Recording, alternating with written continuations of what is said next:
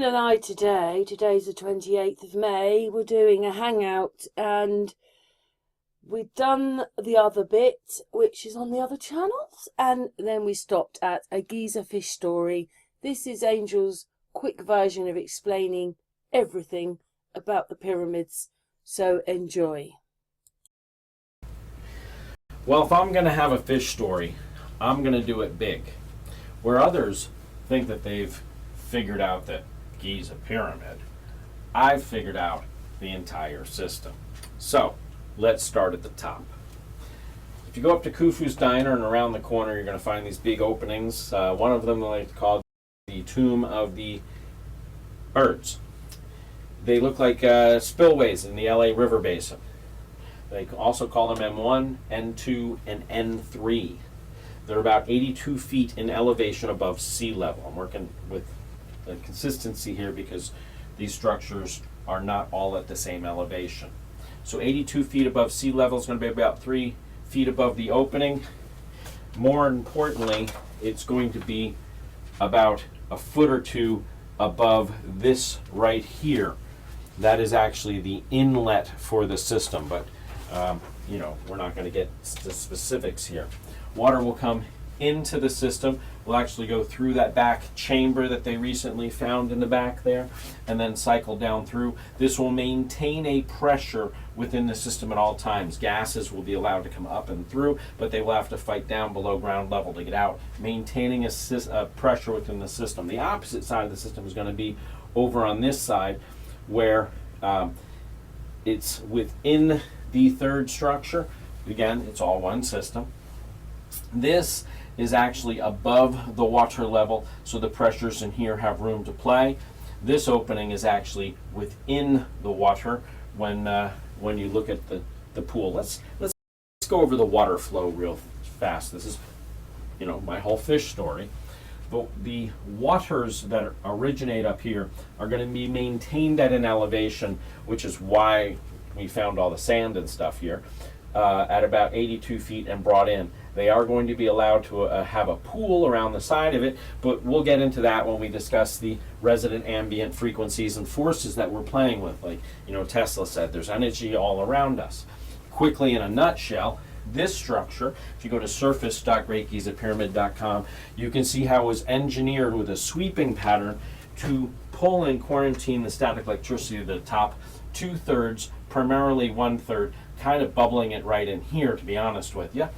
This system was designed to push the static electricity up and off the system and actually create a barrier that would pull the frequency from up there down here, but the static electricity off, so that the waters within this system kind of get a, you know, sense of euphoria that they're at a higher altitude.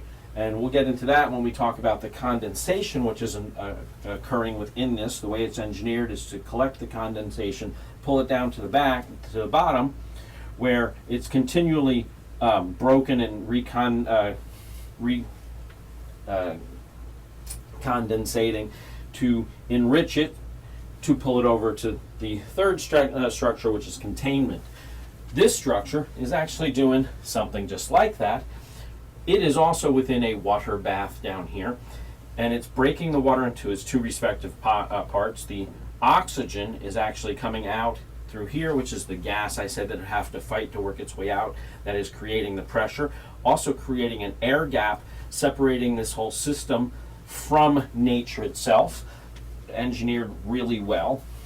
The oxygen is actually a byproduct, but while it comes out, it also, the way that it's engineered down here, that it has a flat area and then it comes up, it's going to create an oxygen bubble which will come out, the water will come back down, and you're going to have a hammering effect, which is why people like John Cadman found evidence of cavitation, and why, if you look at photos from the 1800s, you see piles of sand at about a 4-foot interval, and in here you see at about an 18-inch interval, because that sound pressure bubble echoes down the system when it gets to the end.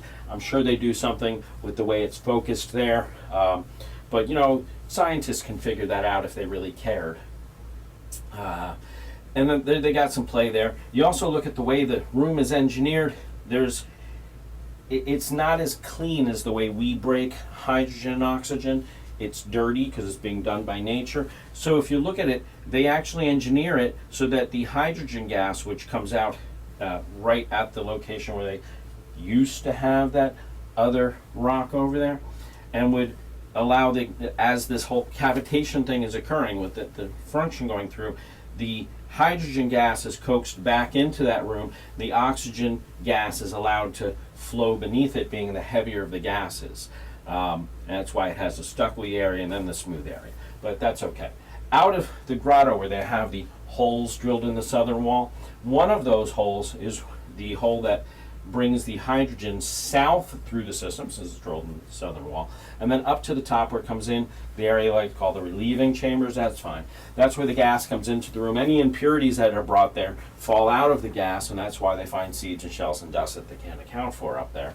That gas is then brought down through the hole in the back area. I like to call that the combustion chamber, but the one that's currently covered by a metal thing that looks like rocks, so people don't know it's there, but there's about a 10-foot hole in there.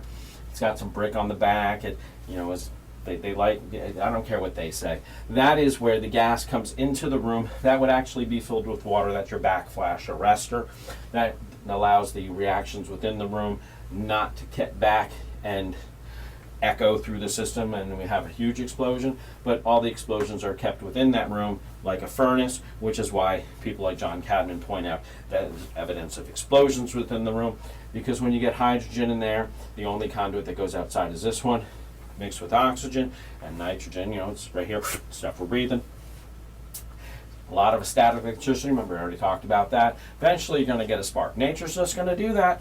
They engineer it really well. If you look at that one opening there where they have the pinhole coming out through the wall, that would, and the split down the side, they're really asking for it to be right there, the perfect spot to come out. Boom, that was going to actually be your furnace head,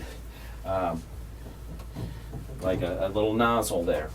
The way the room is engineered, if you look at it, as the water rises, it will choke off the inlet of the oxygen. As the water recedes, it will let more in. So it's self-maintaining.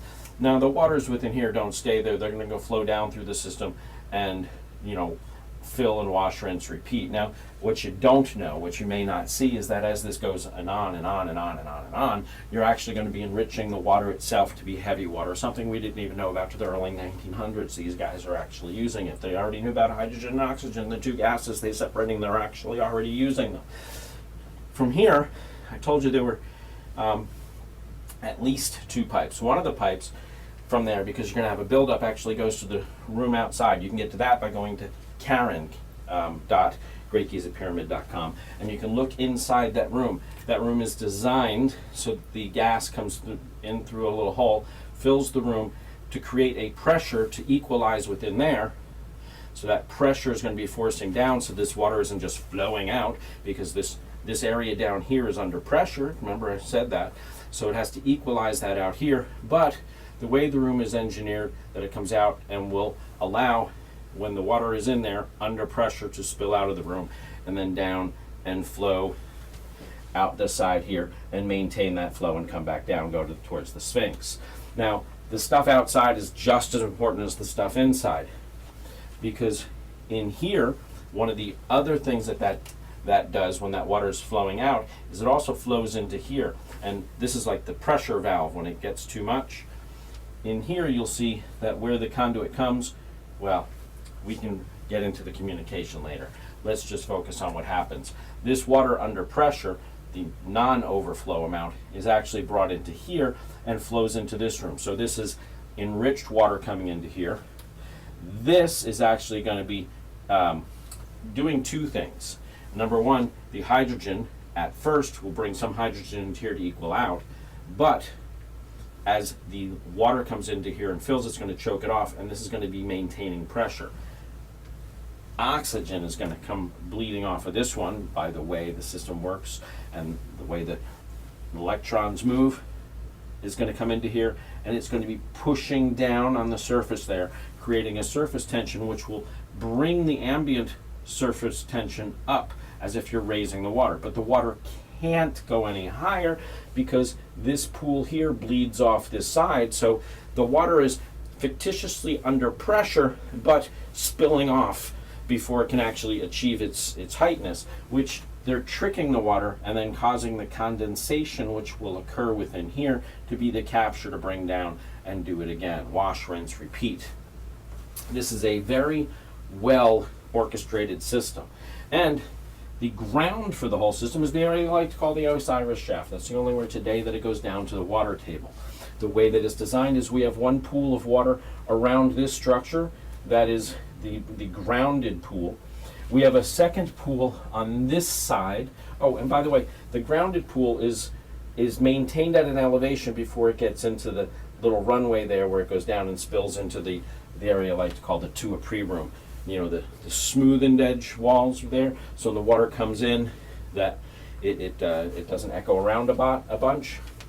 I would love to actually hear what water sounds like in that room. I mean, like they say, ducks quack doesn't echo. I'd like to hear what water sounds like in a room that is engineered so it doesn't echo. That would be pretty beautiful. It's maintained at a higher elevation until it cuts down. If we pay attention to elevations, you're going to see how this whole system is designed to maintain the product they're looking for, the different variations of the heavy water. And I say variations because I think you're going to be working on different polarities of the heavy water and maintaining them. This one is going to be an environment kind of like you're in that Westinghouse big Van de Graaff generator. This one is going to be as if you're in space at altitude.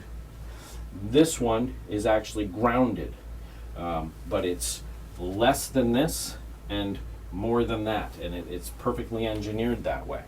And that is the containment vessel, so it's a happy medium. I can go into more. You're welcome to just opening your mind to my fish story. There you go. I will be glad if you can show me a hole. I'll be glad to tell you where they either fixed it, or thank you for showing me something that I didn't know, because your input will help me to get us to get the 100th monkey, so we stop thinking that this thing is a tomb. Thank you. Have a good day. GreatGizaPyramid.com. Oh, station identification.